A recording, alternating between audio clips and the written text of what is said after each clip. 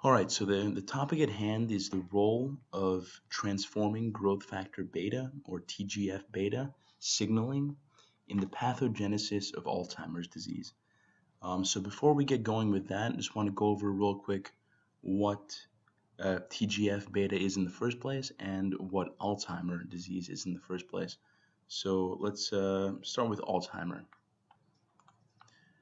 So Alzheimer is a neurodegenerative disease, and it's the most common cause of dementia. I believe that about 70% of all dementia is caused by Alzheimer. It can be split up into an early onset and a late onset type, which are slightly different in terms of which proteins are affected, but we'll get to that later. So this mostly affects the cortex. And what ends up happening is that we get plaques and tangles. All right, so TGF beta stands for transforming growth factor beta. It's a secreted peptide cytokine. It's multifunctional and it controls cell growth, proliferation, differentiation, apoptosis, and a wide array of other functions in a diverse set of cell types. Alzheimer's disease is a neurodegenerative disease. It's the #1 cause of dementia. It's responsible for somewhere between 60 to 70% of all dementia. Dementia is a set of symptoms, namely a loss of short-term memory, inability to store new memories, and it's a progressive degeneration, eventually leading to mood swings and loss of linguistic capabilities, etc. So this mostly affects the cerebral cortex, and the underlying mechanisms involve neurofibrillary tangles, which are intracellular, as well as amyloid plaque buildup. So it's a form of amyloidosis, and that takes place extracellularly. And so the main mechanism with which this occurs is via APP. It's the amyloid precursor protein. So this protein, it's a transmembrane signaling protein, and it helps the neurons grow and repair.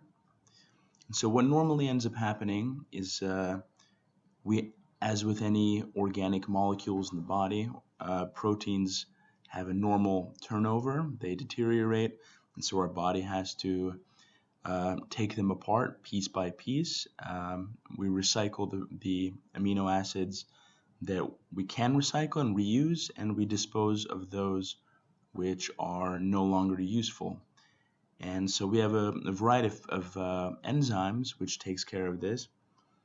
And so normally in the case of APP, the amyloid precursor protein, it's two related enzymes, two secretases, the alpha secretase and the gamma secretase. So these are usually responsible for recycling the APP. Right, so there are situations where rather than the normal combination of the alpha secretase and the gamma secretase ends up teaming up with the quote wrong secretase, which in this case would be a beta secretase. And the combination of the gamma and the beta secretases cleave the proteins in a manner where the leftover peptide fragment is not soluble. And so this is called an amyloid beta monomer. So normally, under healthy circumstances, the alpha and the gamma team up, they cleave the APP, and they chop it up in a way that it's soluble and it can be easily transported to another location for disposal or for recycling. And so the problem with these amyloid beta monomers is not only that they're not soluble, but that they're also sticky, which means that they end up forming beta amyloid plaques just outside the neuron. And so these end up clumping, and the clumps end up interfering with signaling. And this interference leads to impaired memory, and it leads to the initiation of an immune response. And so this is going to be another key factor involved in the pathogenesis. So the first factor is the clumping, or these beta amyloid plaques that are building up. They're not soluble and they're sticky, meaning they attract other peptide fragments. And the second factor involved here is the immune response. And there's going to be a third factor as well, which is the intracellular factor, which is the neurofibrillary tangles, and we'll get to that in a moment. Right, so this particular article mostly has to do with inflammation. And so the inflammation is the essence of what we're discussing here. And what ends up happening is that it's a self-perpetuating cycle, and the constant chronic inflammation is going to damage a lot of the surrounding neural tissue from the epicenter and outward. And so one last bit about the amyloid buildup, the plaque buildup, is that you get something called amyloid angiopathy. So when these particular plaques, the deposits are around blood vessels that are bringing blood into the brain, the walls of these blood vessels are going to become weakened, and this increases the risk of hemorrhage. So that's a separate issue there. But so moving on into the intracellular domain, we have these things called neurofibrillary tangles. It's a key component in the onset of Alzheimer. Normally within cells we have a system of microtubules. This is the cytoskeleton, and this is how cells transport nutrients within the cell from one organelle to another, or from the intracellular domain to the surface, etc. And so these microtubules are held together by a protein called tau. And what ends up happening is that these become denatured because they become hyperphosphorylated. So there ends up being an intracellular cascade, and eventually a kinase phosphorylates the tau, and so they end up clumping up as well, and they stop supporting the cytoskeleton. So you have some serious architectural damage within the cells, and this leads to a whole array of other problems, so essentially you have non-functional microtubules, so they can no longer signal properly, they can no longer transport nutrients, and oftentimes we end up with programmed cell death or apoptosis.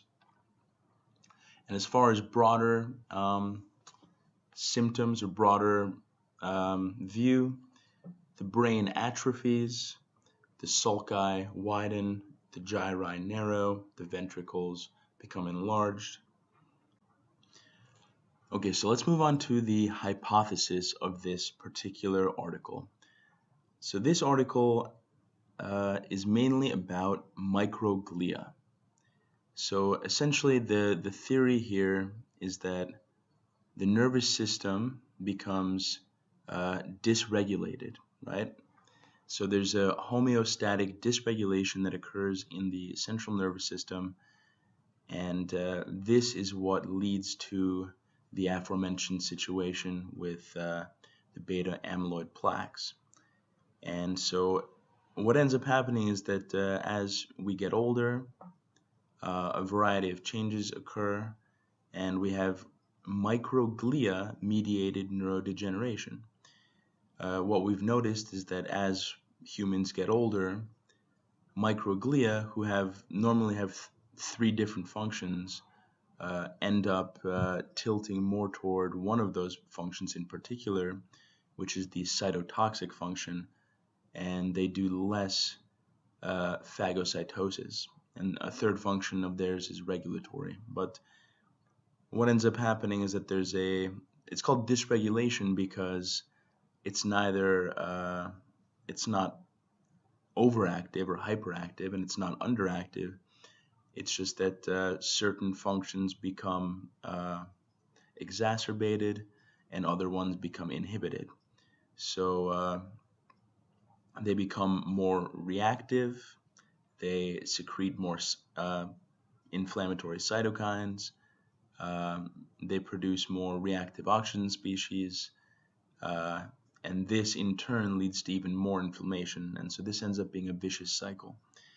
So one of the things that we learn in immunology, for instance, is that the central nervous system and the brain have a different set of cells which mediate immune responses, and a different set of cells which mediate inflammatory responses. So the blood-brain barrier normally keeps out the cells that we have in our quote white blood cell system, the leukocytes. And so in the brain, the two main players here in this particular topic are microglia and astrocytes.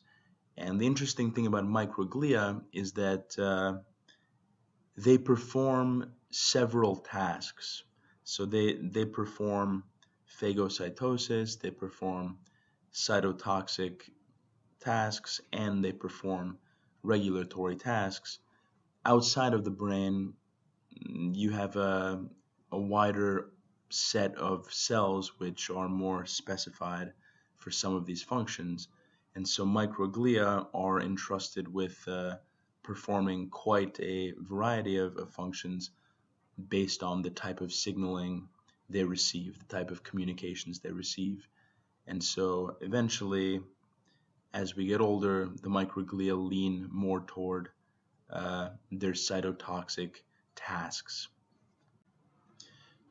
So again, just to reiterate, the thesis, or rather the hypothesis of this 14-page article is essentially that as we get older, as we age, TGF beta is upregulated. So we have more TGF beta, but its standard or canonical signaling pathway, this SMAD3 signaling pathway, is greatly reduced. And because that's the case, neuroinflammation persists. So the microglia are no longer able to correctly balance the amount of inflammation required. They're no longer able to tone it down once it begins.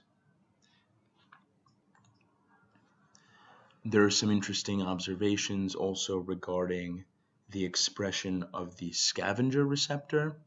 So the scavenger receptor is what helps phagocytes find materials which are foreign and to phagocytose them. And so the scavenger receptor plays a large role, for instance, in the uptake of the beta amyloid. And so the scavenger receptor becomes downregulated as we get older. And there are interactions between TGF beta and the SMAD3 dependent cofactors that are involved with the MSR1 gene. The MSR1 gene is the macrophage scavenger receptor gene. And so we know that as we age, the scavenger receptors are expressed less frequently. And so this also has a role to play in the onset of Alzheimer. All right, so I think the best way to do this is to go through each section step by step, one by one, because it's a bit convoluted. There are a lot of factors to get to, and just going through the hypothesis might be a bit convoluted.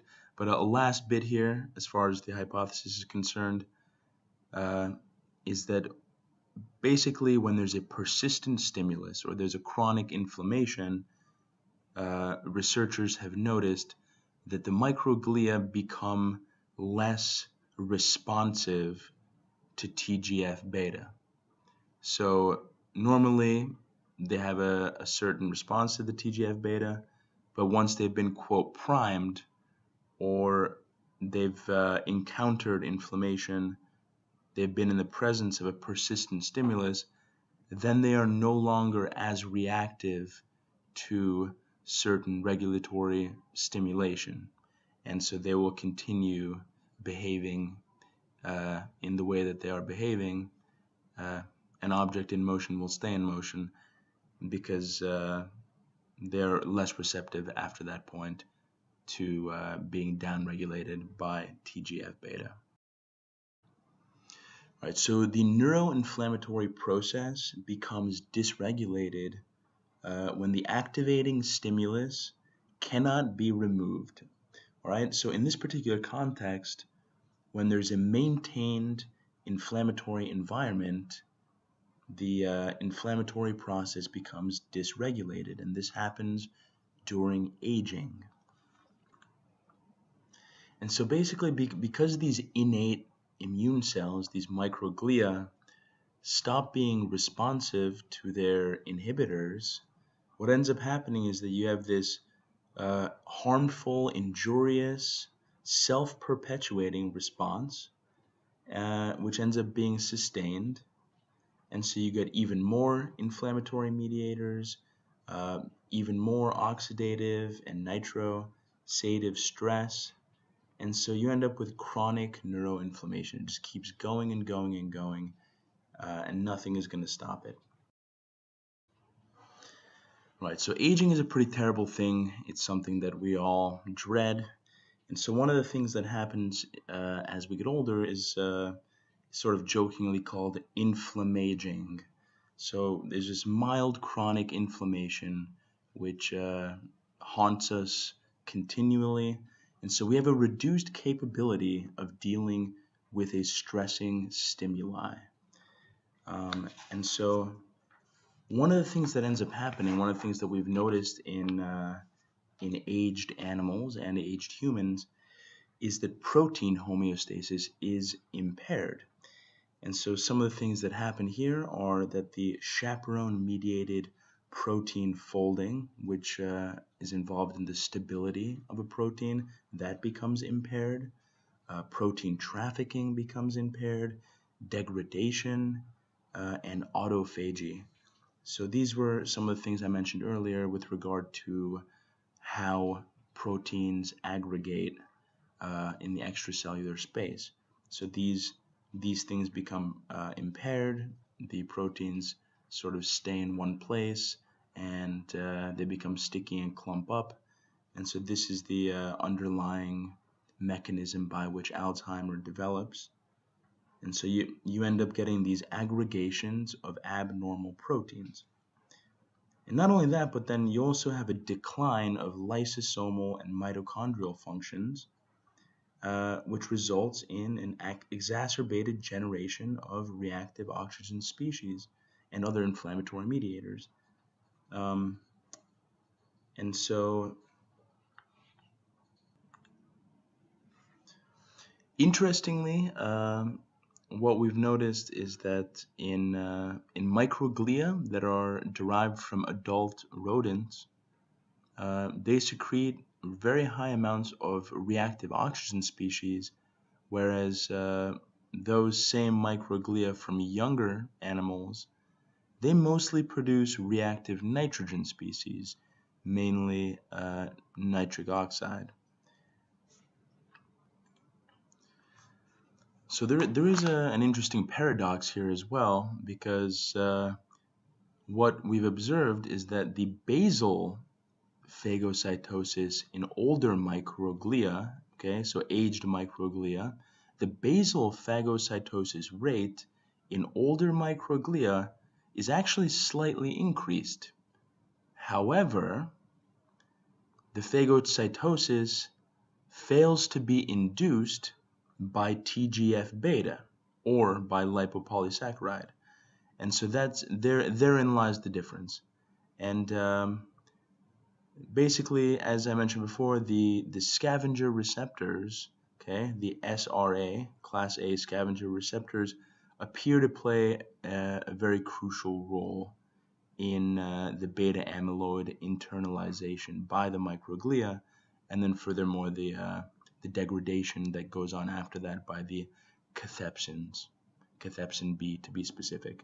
So the scavenger receptor normally participates in the phagocytosis of anionic molecules, which leads to the production of reactive oxygen species. And so the expression of these receptors decreases in the brains of aging animals, especially those that have Alzheimer's. So that's the key here. Okay, so there is an intimate relationship, an intimate association between the activated microglia and the activated astrocytes with the beta amyloid plaques and the neurofibrillary tangles, which are made of the hyperphosphorylated tau proteins, as I talked about earlier. So this much we know. And so just want to get into the relationship between astrocytes and microglia. So the astrocytes themselves modulate, right? They regulate the phagocytic activity of the microglia. So actually the TGFB1 is secreted by the astrocytes. So the astrocytes are regulating and modulating the behavior of the microglia in more than one way, but one of the main ways is their secretion of TGF-beta 1. So normally what the astrocytes would do is they would attenuate the cytotoxic response of microglia, and they would attempt to increase the phagocytic activity. So this is how they keep balance, homeostasis. The pathology here arises from the fact that this modulation by the astrocytes becomes abolished when the microglia have been previously primed. So if they've already been exposed to beta amyloid, or if they've already been in a chronic inflammatory state, if they've already experienced an inflammatory state, they've been primed, and now they are much less responsive to being downregulated. Yeah, so this is an interesting debate to which I was unaware prior to reading this article. And so this might be one of the most interesting things in this article, especially to someone on a more general level, right? So the classic model here, the classic hypothesis, was the amyloid cascade hypothesis. And so that's basically what I mentioned earlier, is that you have buildup of amyloid plaques, which results in an inflammation response, and the inflammation response amplifies the damage.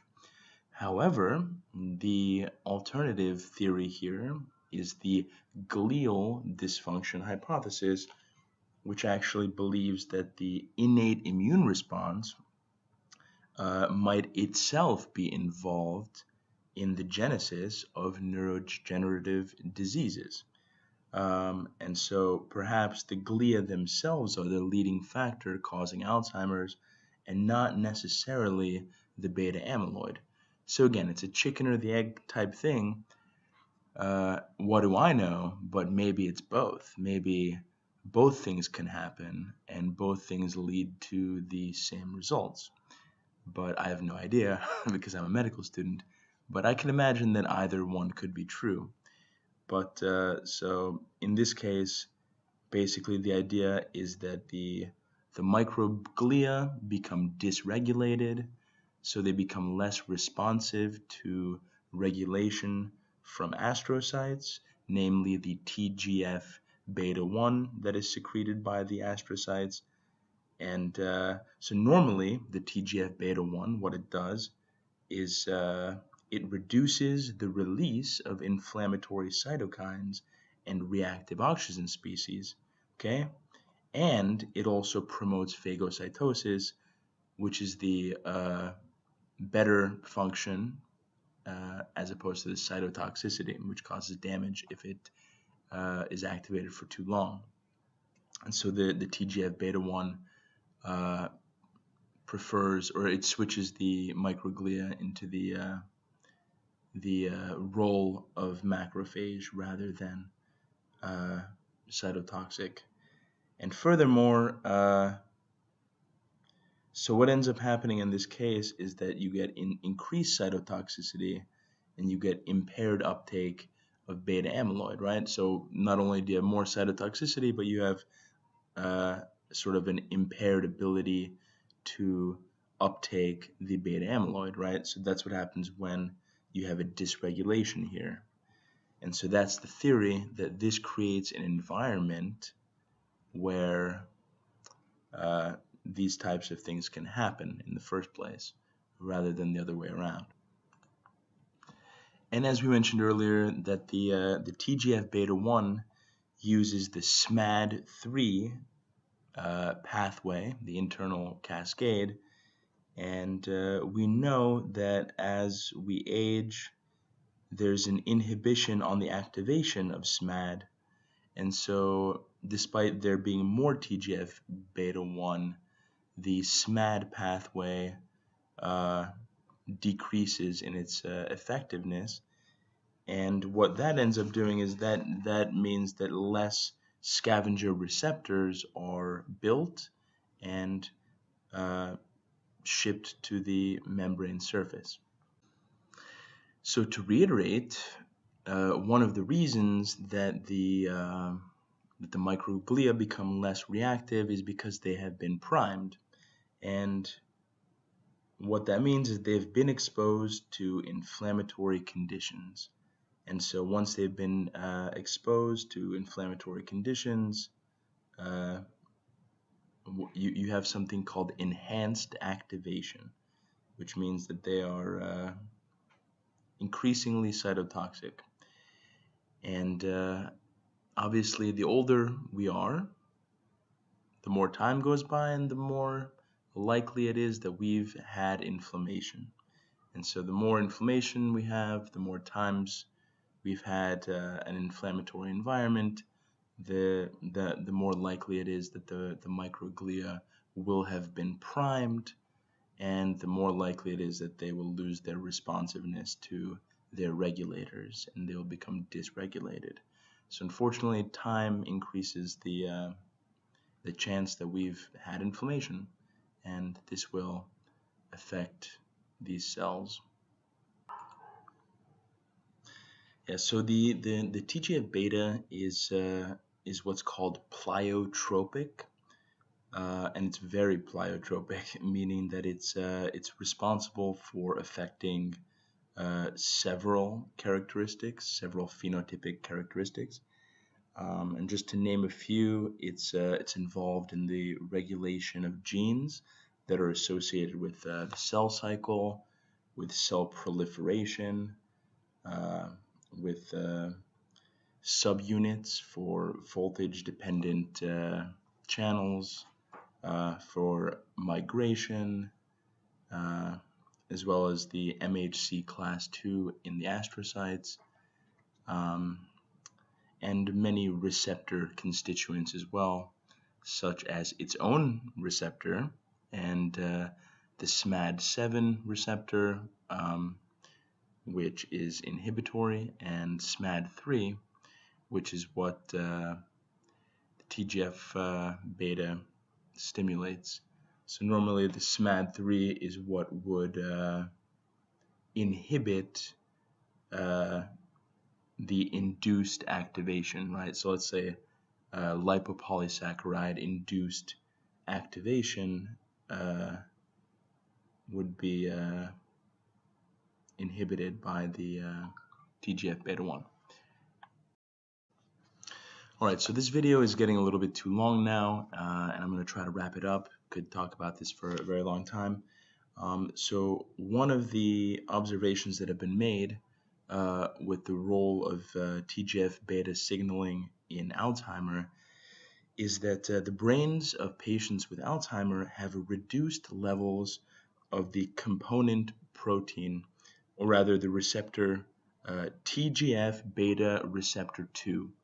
So the way that the TGF beta receptor works is that you have the receptor 1 component and the receptor 2 component, and so these are dimers. They're serine threonine kinases.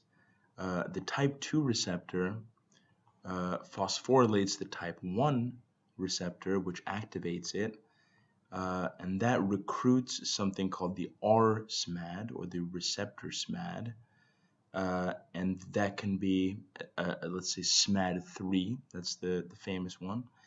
And so the SMAD3 becomes phosphorylated. That finds the SMAD4 and binds to that, and then these two together, now the SMAD3 and SMAD4 are a transcription factor. And so they go to the promoter region of a gene, right? So that's upstream from the gene. And then the RNA polymerase uses the coding strand of the DNA to make an mRNA complementary to it. And so that's going to be the response element. And so if one of these components is missing, so in Alzheimer patients, there's a reduced levels of TGFBR, so TGFB receptor number 2, then obviously that's going to reduce the downstream effects, so the SMAD3 signaling. And so this is one of the main mechanisms probably in which this occurs. All right, so the final thing I want to say is that the potential interesting fields of research or potential avenues for treatment would involve potentially trying to inhibit the beta secretase enzyme, which results in the sticky APPs. Another area would be to try to upregulate the scavenger receptors, or potentially to stimulate the MSR1 gene in aging microglia to try to counteract their loss of phagocytic function, loss of scavenger cell function. And we have to better understand the activation process of microglia, because they can sort of, they have 3 different functions essentially. Like I said, there's the classical activation model, which has to do with phagocytosis. There's the alternative, which has to do with cytotoxicity, and then there's a third, which has to do with a regulatory function. And so we don't fully understand the intricate details of these 3 very different functions of the microglia, and so we wouldn't want to overstimulate one because that could eventually be harmful, or we wouldn't want to completely inhibit one because that could also be harmful. So the 3 roles of the microglia and the 3 different activations are a field of interest. But two things we know for sure is that upregulating the expression of scavenger receptors could be an interesting treatment, and also potentially trying to inhibit the beta secretase enzyme. So that's all for now, and yeah, it's a really cool topic, and I feel like I've learned a lot about it, and I've skipped quite a bit about the genes and the various cascades, because this video is already way too long, and I don't think you are interested in listening to me talk for another 20 minutes. So talk to you soon. Thank you. Bye-bye.